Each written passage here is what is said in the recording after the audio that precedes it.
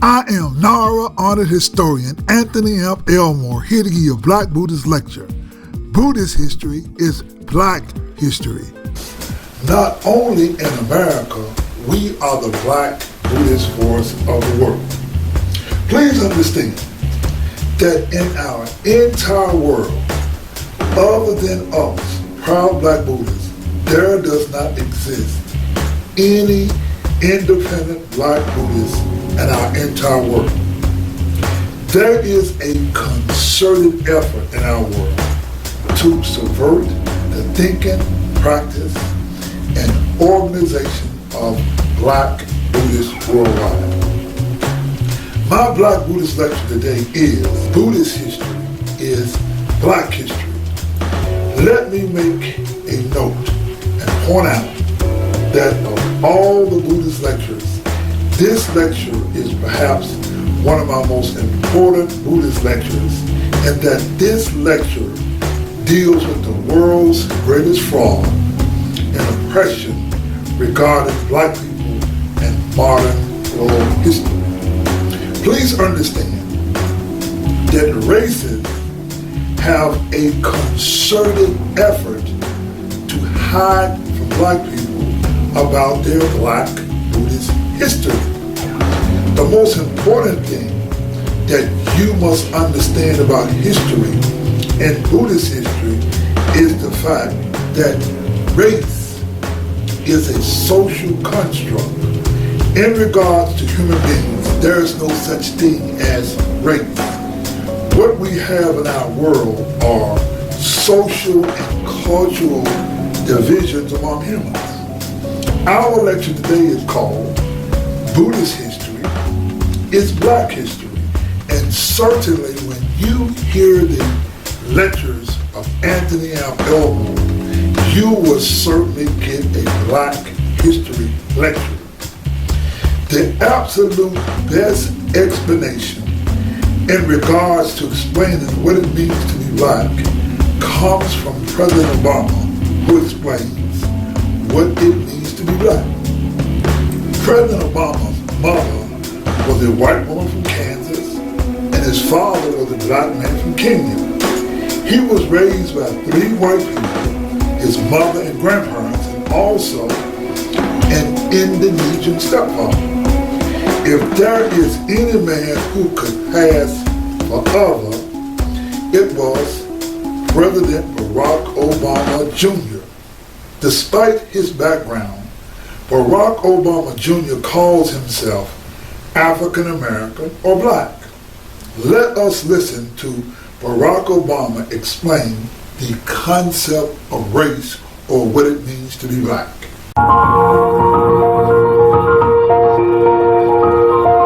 Race in America is in the eye of the beholder. We call Barack Obama our first African American president because of the color of his skin. But in truth, he is of course biracial, born of an African father and a white mother from Kansas.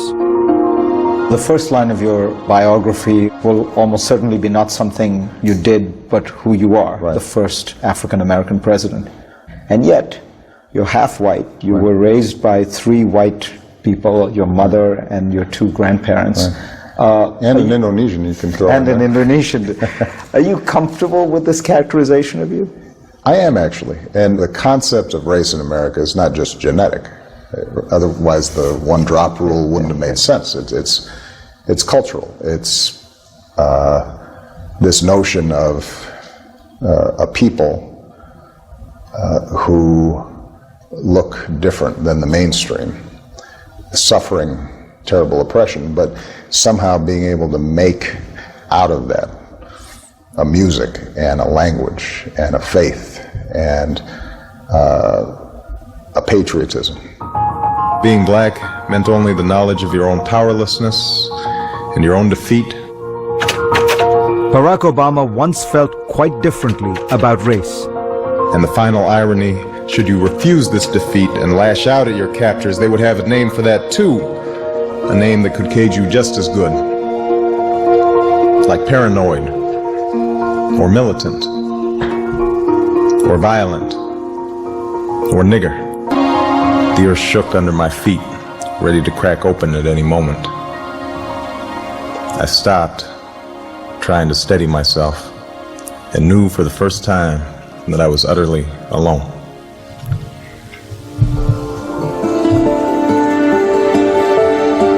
The poet William Wordsworth wrote, "The child is the father of the man." So how to reconcile this troubled boy with the man who grew up to be president? Before we get into our lecture, Buddhist History is Black History, let me explain to you about our concept in regards to the Buddhist religion. While Buddhist history is Black history, please understand that a plan or a concerted effort to hide Black Buddhist history has been in place worldwide. Not only has a plan been put in place to hide Black Buddhist history, a plan has been put in place to hide the true history of Buddhism and correct Buddhist teachings. In regards to the essence Buddhist teachings, it is the 13th century Japanese Buddhist sage Nichiren Shonin who explained the essence of the Buddha Shakyamuni's teachings. When we say that Buddhist history is Black history, you must get a clear view and understanding of Black Buddhist history. Now, in order to give you a clear view of Black Buddhist history, you must first get a clear understanding of Buddhism and Buddhist history. Now, in regards to the Buddha Shakyamuni, his Buddhist teachings were recorded via writings called sutras in Sanskrit. In the Black language of Pali, they are called suttas without the R. Now, in regard to sutras, there were 80,000 sutras or lectures of the Buddha. In a time before recorded history, there were Buddhas before Shakyamuni Buddha in our world and what we call Black in Buddhism. See, one of the early Buddhist temples, it is explained by British historian Sir Godfrey Higgins in Stonehenge in Britain. The record of the oldest recorded Buddha is Shakyamuni Buddha of Eastern Ethiopia. Please understand that the area where the Buddha was born is Magadha near India, was called at the time of Homer Eastern Ethiopia. The reason this area was called Eastern Ethiopia during the time of Homer because the people in that part of the world were what we call today Black people. The way that we know and understand that Buddhist history is Black history is because of science. Let us first deal with races and shut them up. The Buddha was born in Magadha around 650 BC. All we have to do is look at archaeology, anthropology, literary science, and genetic science, and we can solve the issue of Black Buddhists quickly. The way to shut races down is to simply have them to show scientific evidence of white people on the world stage in 650 BC. You see, during the time of the Buddha Shakyamuni, there was no such thing in Eastern Ethiopia of what we call white people. See, let us go to the history of the region. The people of this region come from what we call today the Indus Valley Civilization. Now, another name for the Indus Valley Civilization is the Harappan. And the largest city in Harappan was Mohenjo-Daro. Now, this is the point that how we shut races down. No white people on this part of the world in 650 AC.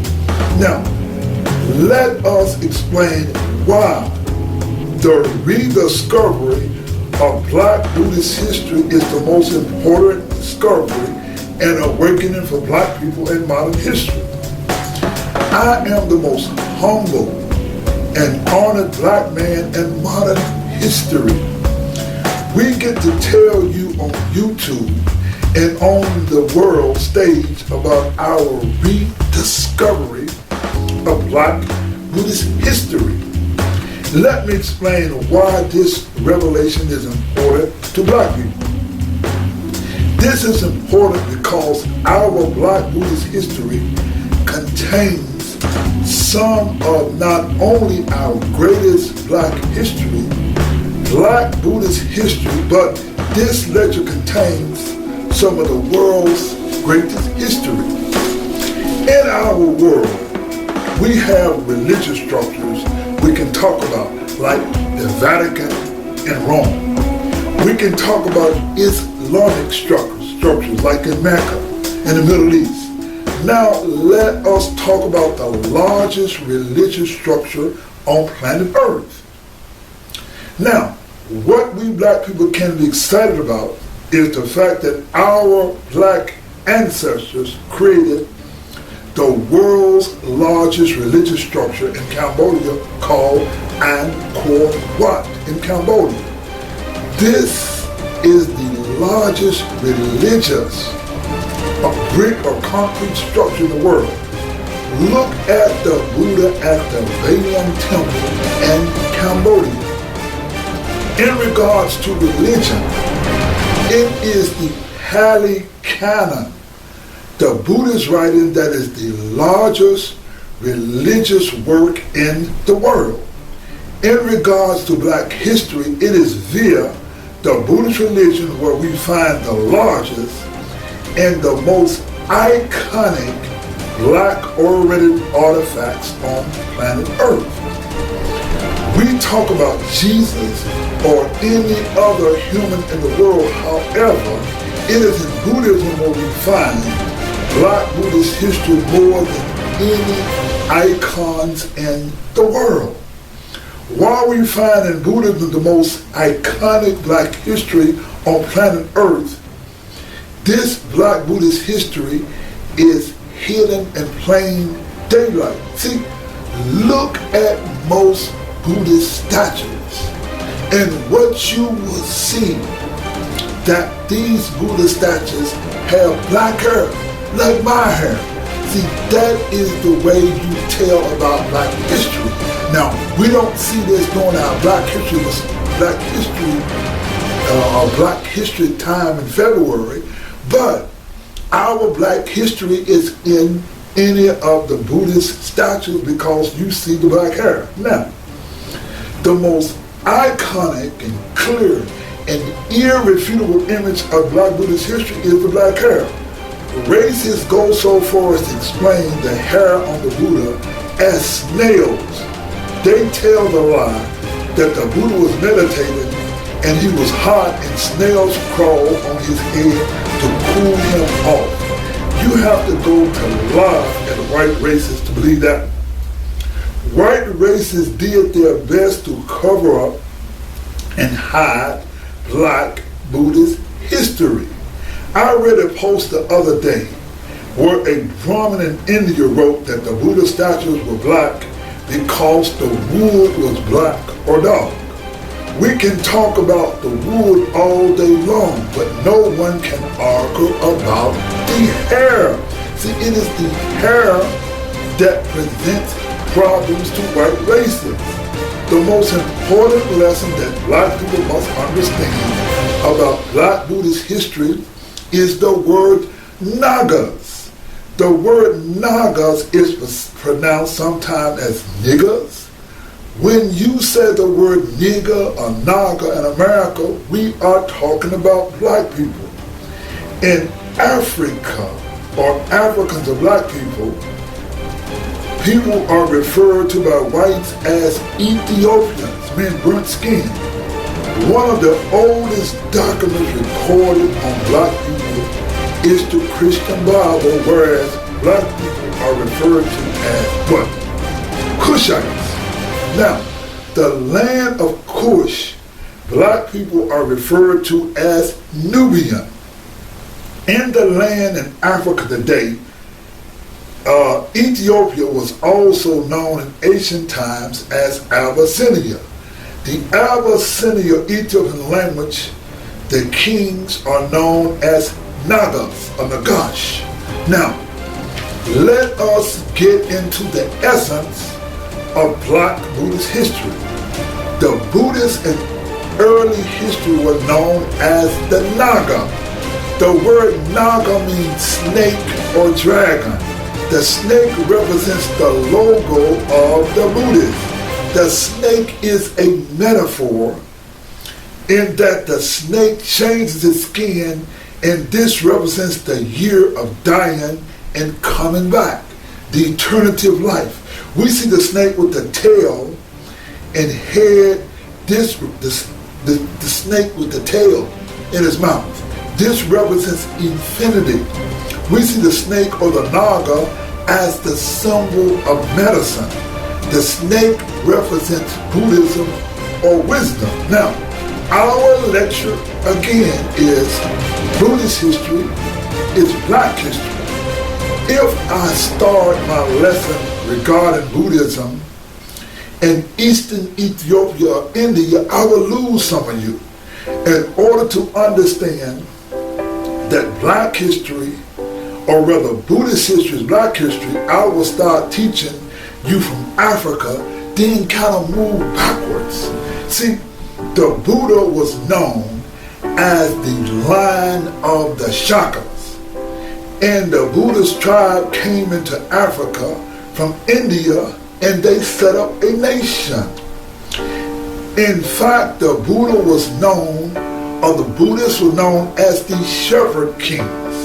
And they set up a land in Africa and they were known as the tribe of Judah or the Israelis. Now, this is what Dr. Clyde Winters, a noted linguistic, say about the Naga.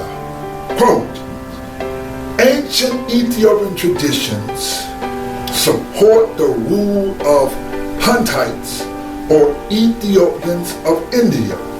The Kuba Nagas, we find mentions of the Ari kings who ruled India. The founder of the dynasty was Zabesu Angabo. This dynasty, according to the Kuba Nagas, began around 370 BC. These rulers of India and Ethiopia were called Nagas. The Kuba Nagas claimed that Queen Makeda had servants and merchants. They traded for her at sea and on land in the Indies and Aswan.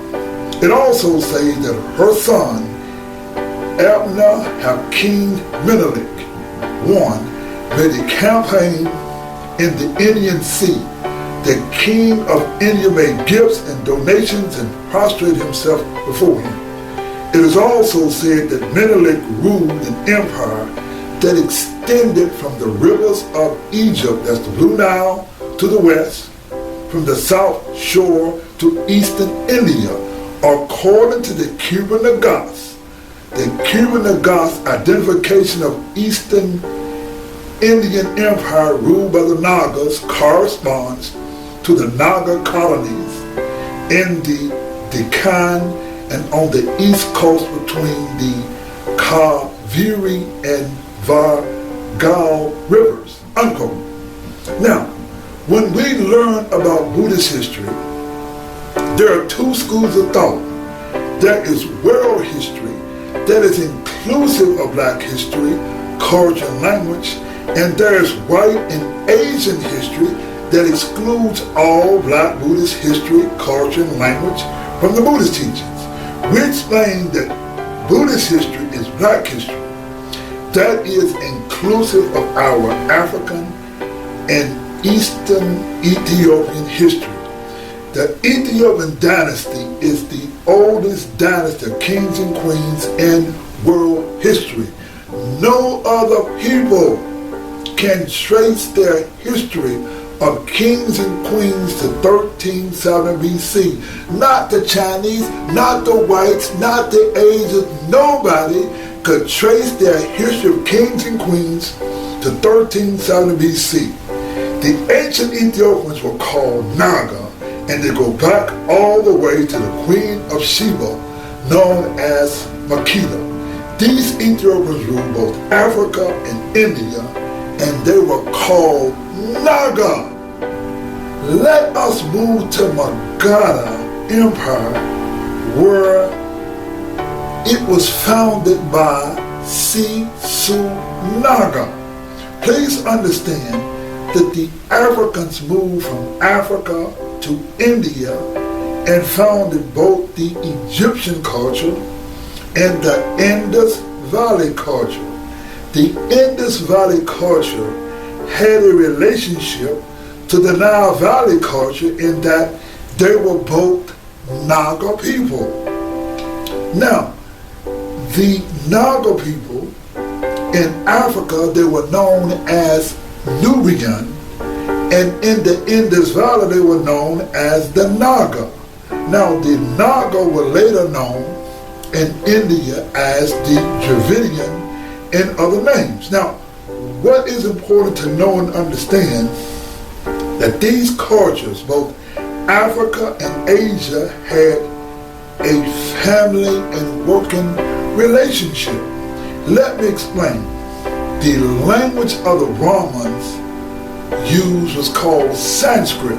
Now, Sanskrit evolved from Ethiopian Ge'ez. We explained to you earlier that the Ari kings ruled Ethiopia. Now, the word Ari means serpent. So, serpent or Naga. Now, this is what is quoted. Now, according to sources, Ethiopia, this modern Ethiopia, is first dynasty begun by the Kushite pharaohs, including one called Ari, or the Serpent King. There is an ancient Egyptian story called The Adventures of Sinbad, and it deals with a region from Ethiopia to Kenya and mentions the islands off the Kenyan coast. It also mentions a great king called the Serpent King, who ruled over a great empire. Was this Punt? Now, the point you must understand is that India was not outside of Africa or Afrikaans. We have Africans, and we have the Africans of Asia called Naga.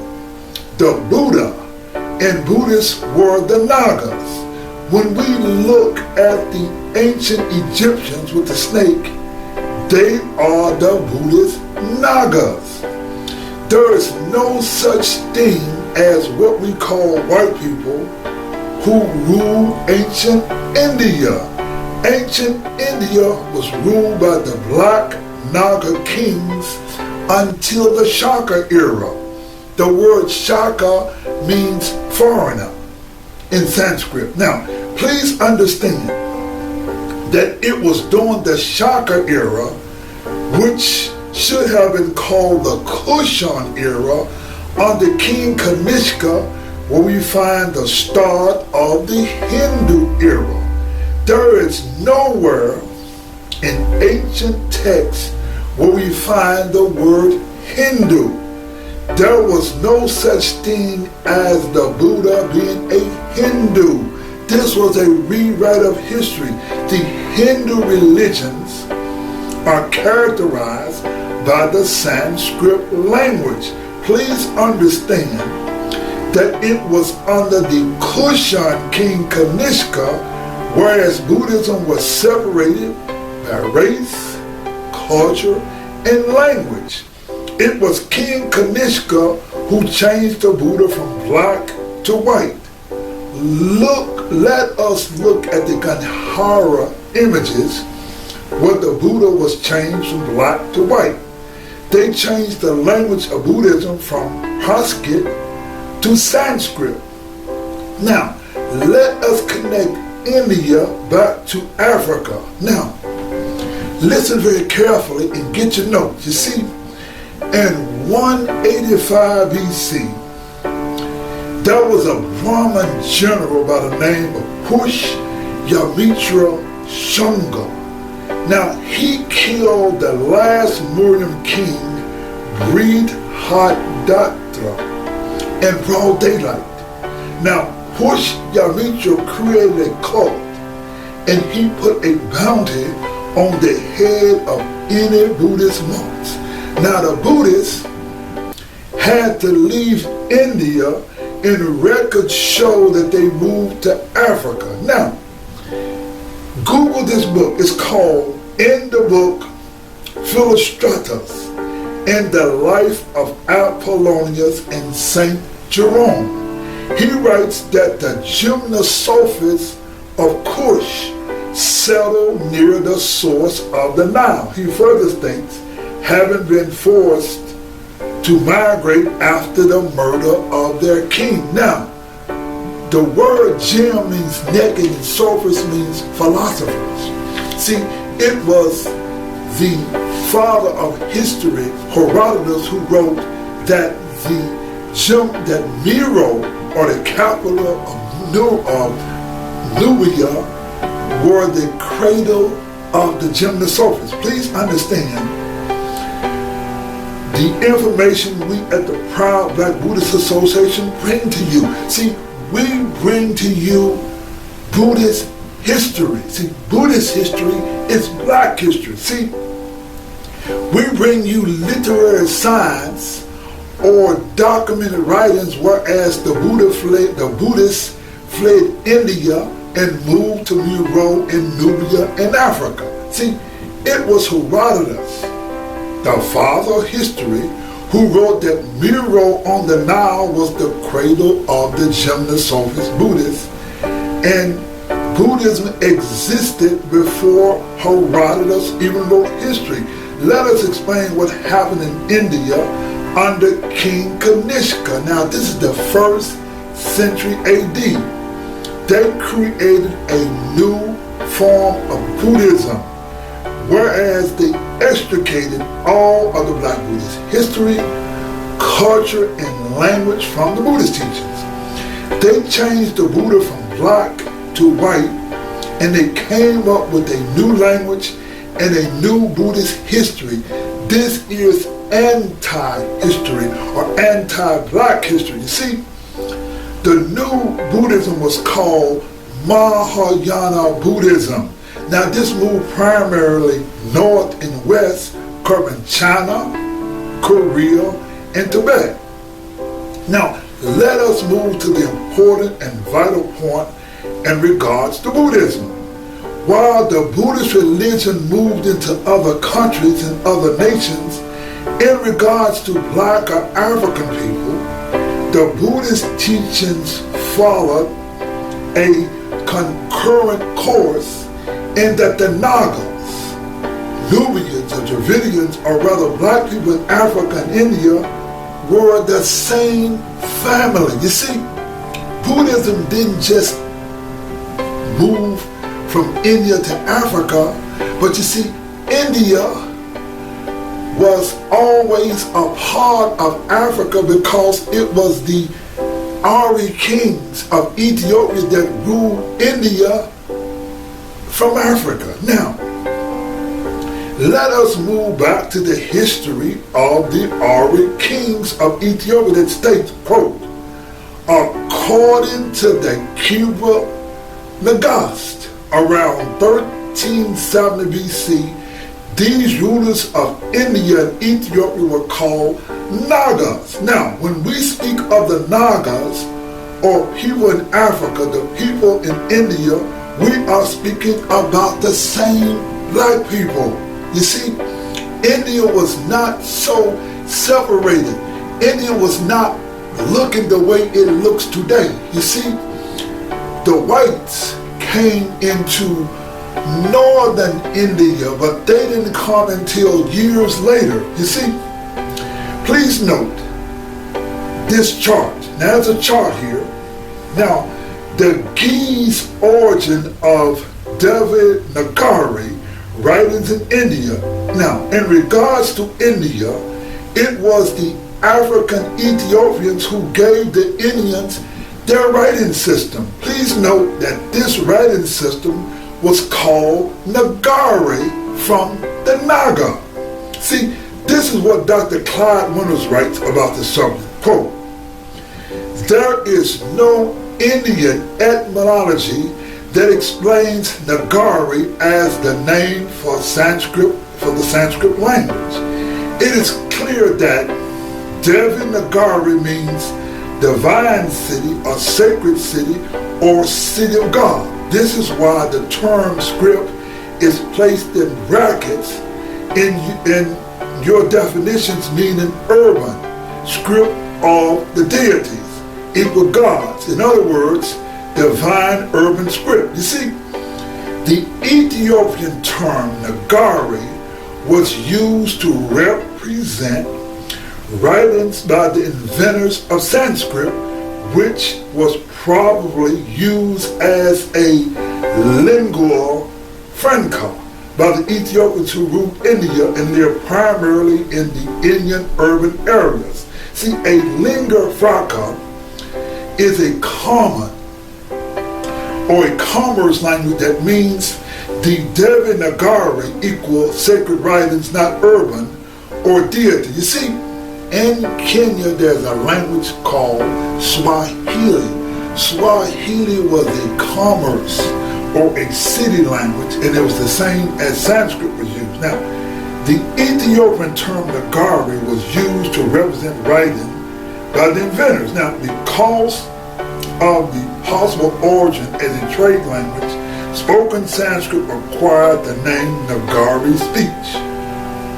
Since it's probably originated as a lingua franca, it was later written in Ge'ez or some other Ethiopian script. Now, when Panini and others wrote grammars of Sanskrit, they continued to call it by the name given to it by its creator as Nagari speech. Let us understand the clarity of Buddhist history. It was not until 400 AD, or 1,000 years after the Buddha's death, that the Lotus Sutra was translated into Chinese by Kumarajiva. It was another 400 years that the Lotus Sutra would reach Japan.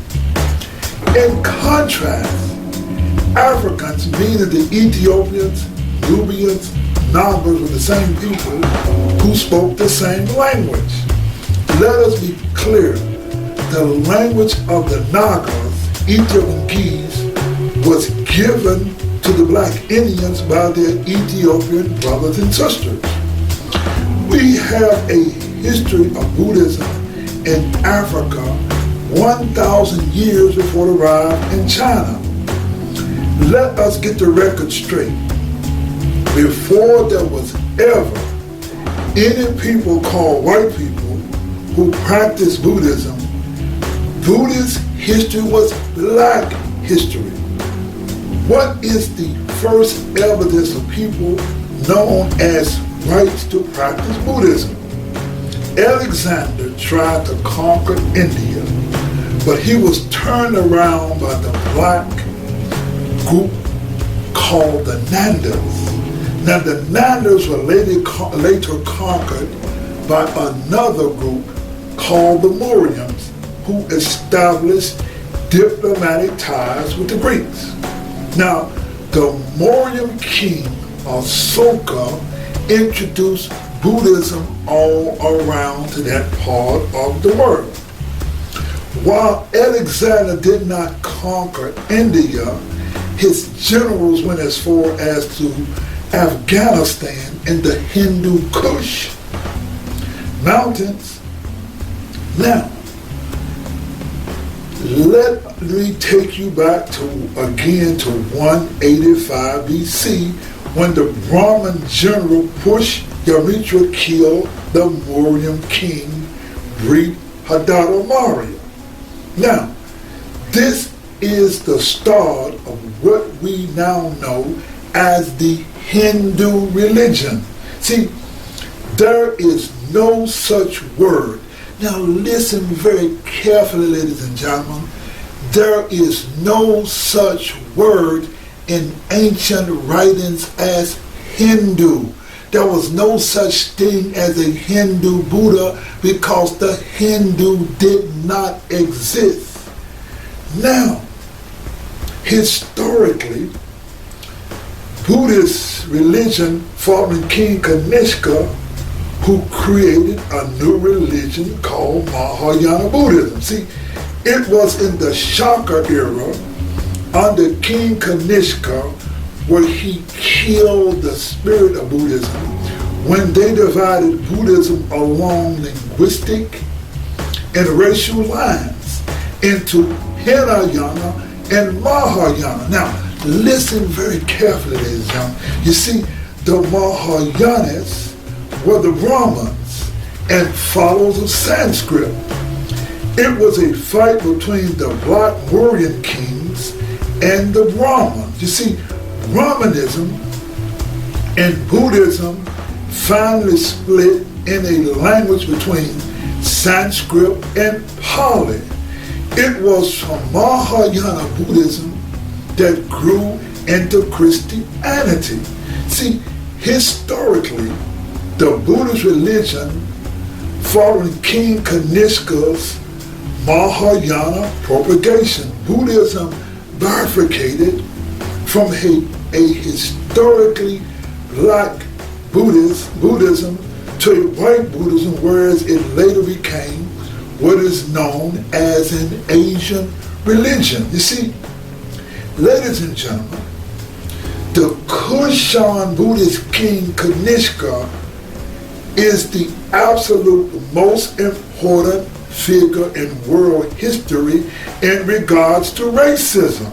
See, it was King Kanishka who is the father of white hegemony. See, hegemony, I do not use the word because it's too big a word. In strict terms, the Buddhist king Kanishka is the father of white racism or white culture imperialism. It is via his new Buddhist style of religion called Mahayana Buddhism where we find the start of world racism and the rewrite of black Buddhist history. Now, see, the era of white hegemony, or what I call white culture imperialism, starts with King Kanishka and Mahayana Buddhism. What does the King Kanishka era mean for black people? This era means the era of white dominance and the eradication of the black Buddhist religion in history and the prelude to the Hindu or Brahman religion. You see, the way that you destroy the history and culture of a people is via language. It was King Kanishka who changed Buddhism from the black language of Pali to the white language of Sanskrit. It was the Brahman Panini who synthesized the Sanskrit language. It was the British archaeologist Sir William Jones who points out that Sanskrit came from Ethiopian Ge'ez. Sanskrit was the language of the Brahmins. Now, let us look at the Gandhara images commissioned by King Kanishka, who changed not only the Buddha from black to white, he and the Brahman Ashwagosha over 100 years created their, after the first Buddhist council. See, the first Buddhist council, fourth Buddhist council took place in 29 BC. Now, over 100 years later, King Kanishka and the Brahmin Ashwagosha created the second fourth Buddhist council, or what you call the White Buddhist Council. See, the second fourth Buddhist council was the ultimate case of white hegemony.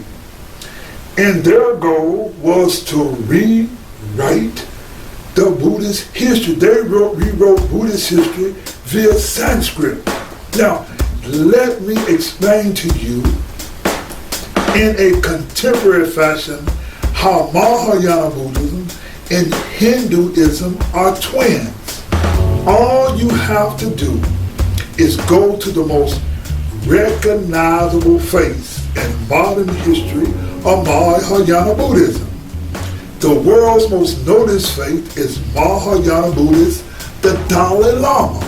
Now, the Dalai Lama won a Nobel Peace Prize. Now, the Dalai Lama lives in India, and he is the Buddhist faith of the Mahayana Buddhism.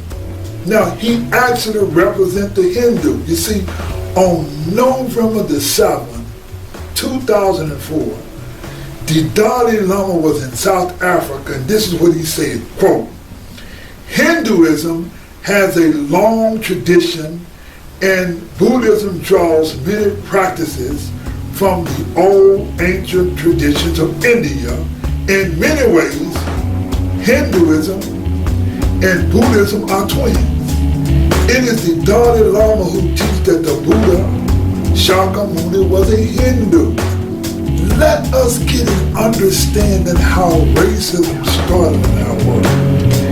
It is Hinduism that is the mother of racism. See, in Hinduism, you find the word called Varna, which means color.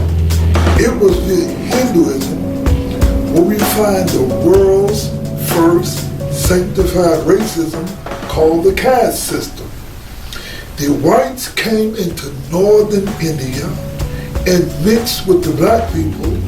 Now, it was the light skin who became the Brahmin teachers. See, it was the northern Brahmins who controlled India, and they set up the caste system, whereas light skins were at the top and the blacks were on the bottom.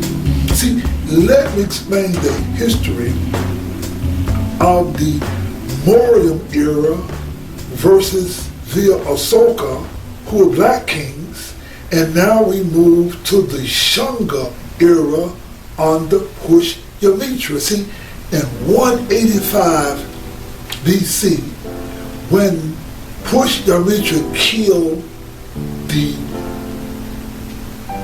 Maurya king, he created a cult. Now, he created this cult. Now, later on, we move into the Kushan era. This is in the AD, or the Chakra era. This is a time when Buddhism changed to a foreigner.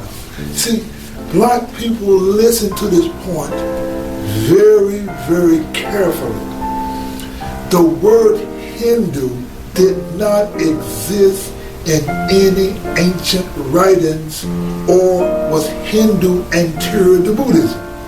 Please understand, the racists hate the fact that all humans come from Africa, and the first humans and fathers of our civilization were black people. Race is a social construct, and all humans come from black people. Now, the world's first racist theory in history comes from the Hindu religion in India.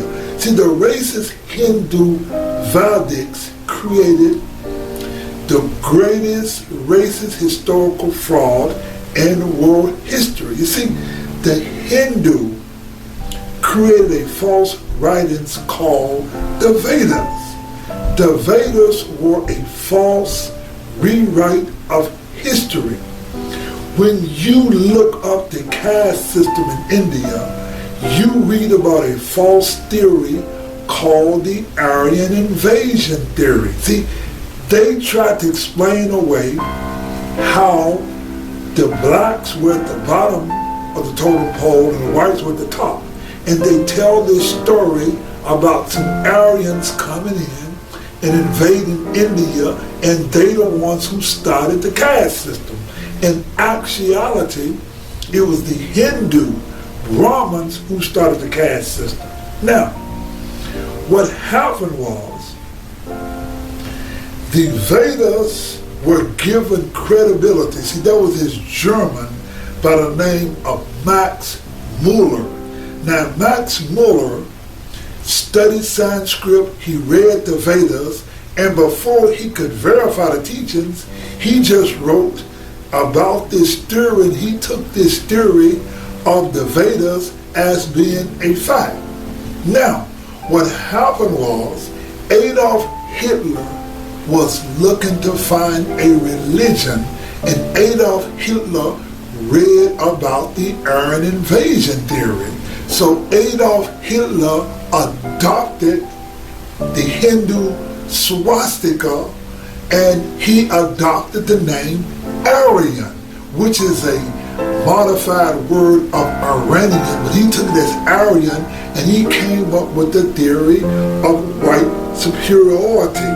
Now, please understand that when you check history and the word Hindu, not only does it not exist, the Hindus rewrote world history, and Asians via Mahayana Buddhism, and they brought it into this new Aryan invasion theory.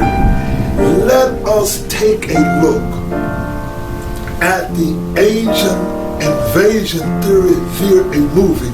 If you really want to get an understanding of how this system got turned around upside down, let's look at the movie Planet of the Apes. What they did was the Aryans came in, they created a new religion, and they rewrote the history like in the movie Planet of the Apes. Let's watch the scenes from the Planet of the Apes and come back and continue our lecture. Buddhist history is black history. One day they'll tell a story, and some will say it was just a fairy tale about a human who came from the stars and changed our world.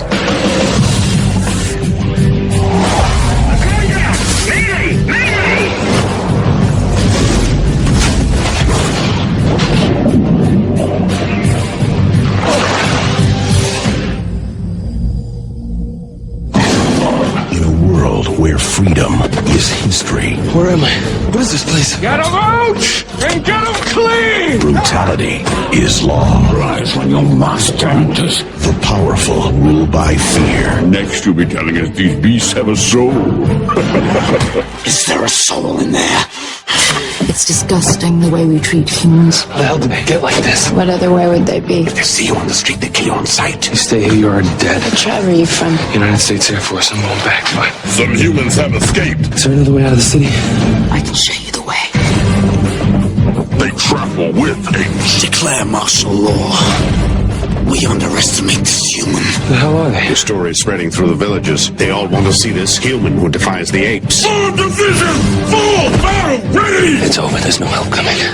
You came. Sound the call to march! Get me the spaceman.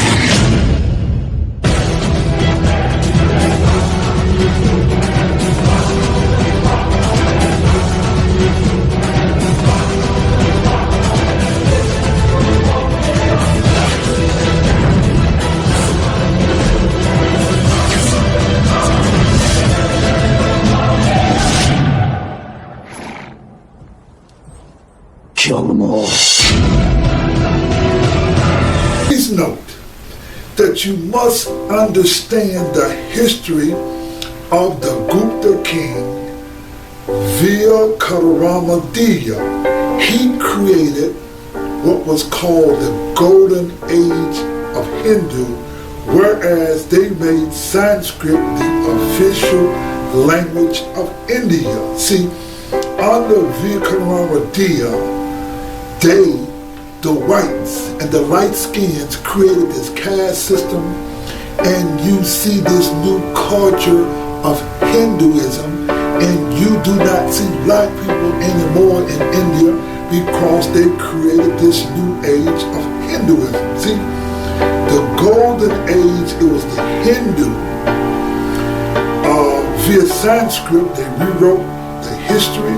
They wiped out the black history in India. So when you see these movies and you see the Maharajas and all these people, they had at this time in the AD had subjugated all the black people to a chandela, or worse than that, of a slave. See, the Hindus put black people at the bottom of the caste system, and those who did not agree were put in an outcast outside the caste system. See, the Hindu religion is only about 2,055 years old, and the Brahmins rewrote the history, and they put the Buddha in the Hindu pantheon. Now, let us speak about Southern India. See, in order to get blacks to agree to the racist caste system, they put blacks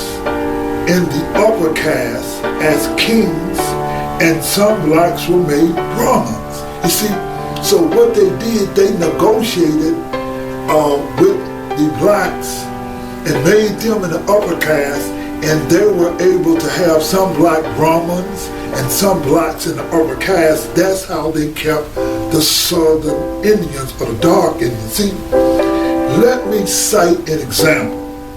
You see, the most noted Southern India in regards to Mahayana Buddhism was Nagarjuna. Nagarjuna is an example of a Southern Indian who comes from a Brahmin family. Mahayana Buddhism was the Buddhism of the racist Brahmins. Now, when Nagarjuna came along, over 100 years after Mahayana Buddhism began, see, he grew up supporting the racist caste system. He was born in the upper caste. Another example of a prominent black Buddhist was Bodhidharma, who introduced Shaolin, or Kung Fu channel. He was from the upper caste family. See, let me explain to you about the Buddhism in a 21st century paradigm. Let us look at Black Supreme Court Justice Clarence Thomas.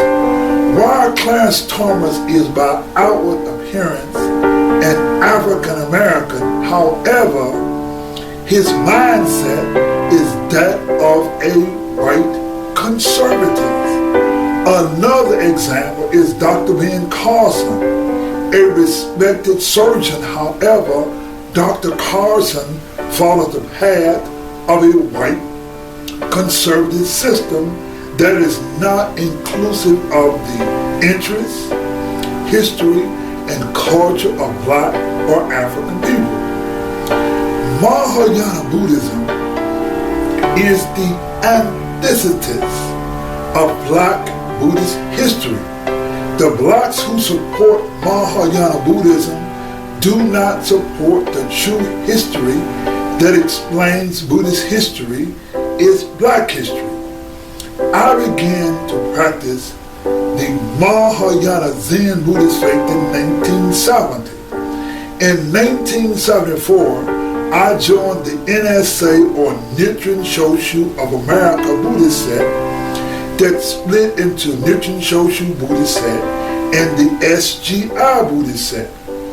Both of these Buddhist sects are Mahayana Buddhists, whereas they extricate all black Buddhist history, culture, and language from their Buddhist teachings. See, the Japanese Nichiren Buddhist sects, the SGI, Nichiren Shoshu, and Nichiren Shu are all Mahayana Buddhists, and they are associated with Sanskrit and Vedic teachings that extricate all black Buddhist teachings. Please note that it was the 13th century Japanese Buddhist sage Nichiren Shonin who challenged the Mahayana Buddhist country and the Buddhist sects in Japan. Let me cite you an example.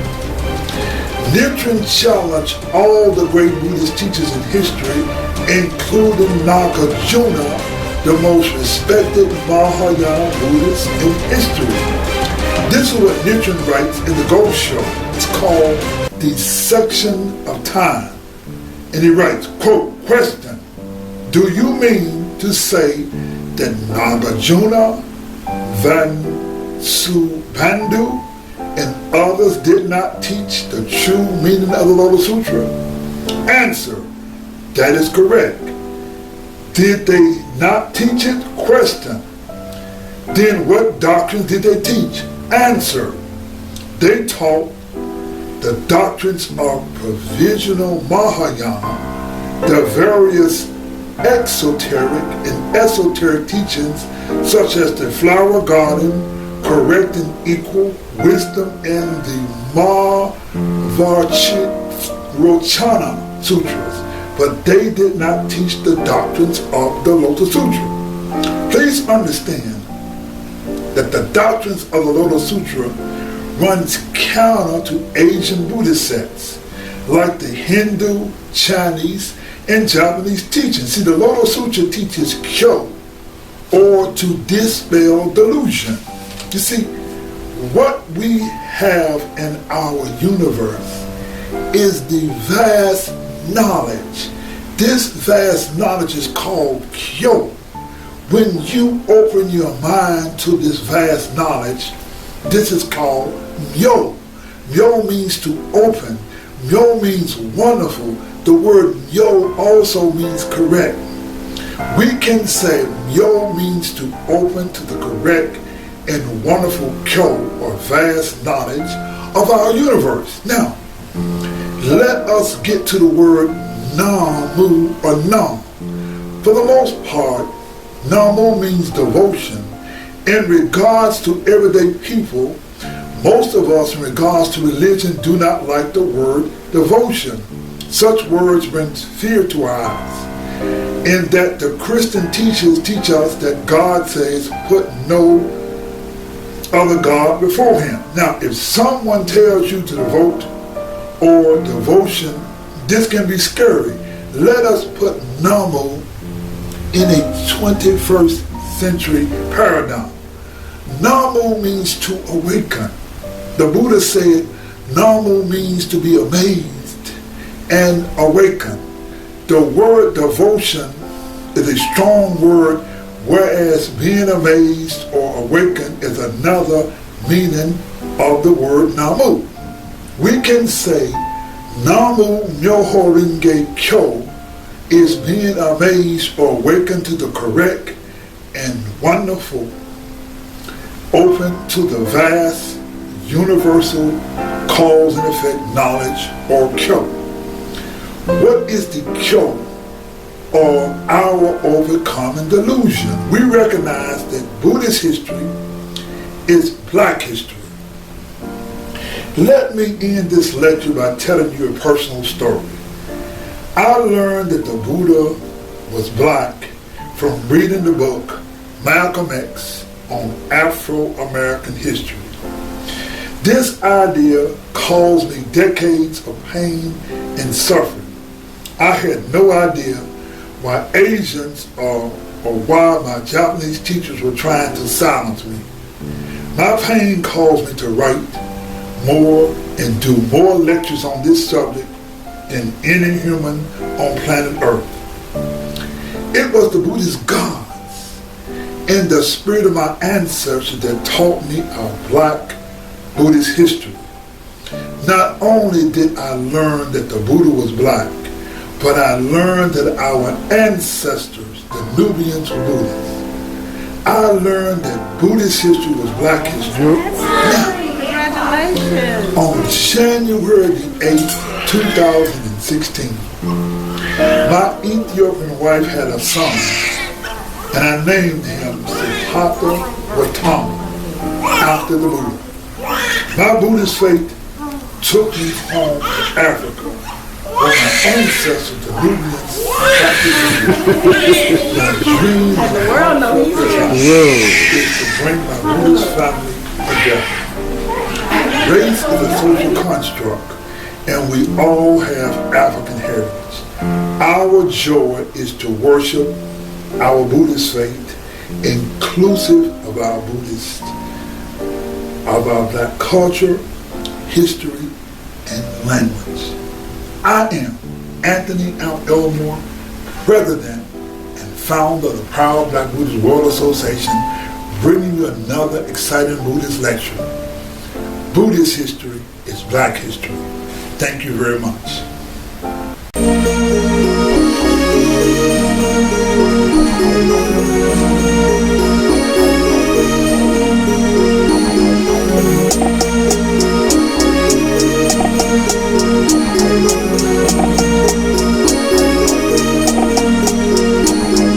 Tell me what the line I see. Disregard what the facts may be. Tell me what the line I see. Disregard what the facts may be. Tell me what the line I see. Disregard what the facts may be. Tell me what the line I see. Disregard what the facts may be. Tell me what the line I see. Disregard what the facts may be. Tell me what the line I see. Disregard what the facts may be. All ancient icons show a simple fact. They all show that the Buddha was black. I believe in facts indicator was wrong. Buddha was no Aryan. This song saw the history, but those who rewrite history. Brothers and sisters, there's something to understand. It was 1,000 years after Buddha's death, his teacher arrived in Japan. Let me tell you something that makes sense. The Buddha's teachings did not start in the Orient. Those of you make a religious decision, the Buddha's teaching no ancient religion. The Buddhist religion has a lot of mystery. Ancients took out all the Black Buddhist history. Let me lay on you the history and the facts. Look at the ancient Buddhist statues, is always black. Let me lay this on you, all the Black Buddhist history, and take out all the Buddhist history. The land today they call India. In the old days, it was called Eastern Ethiopia.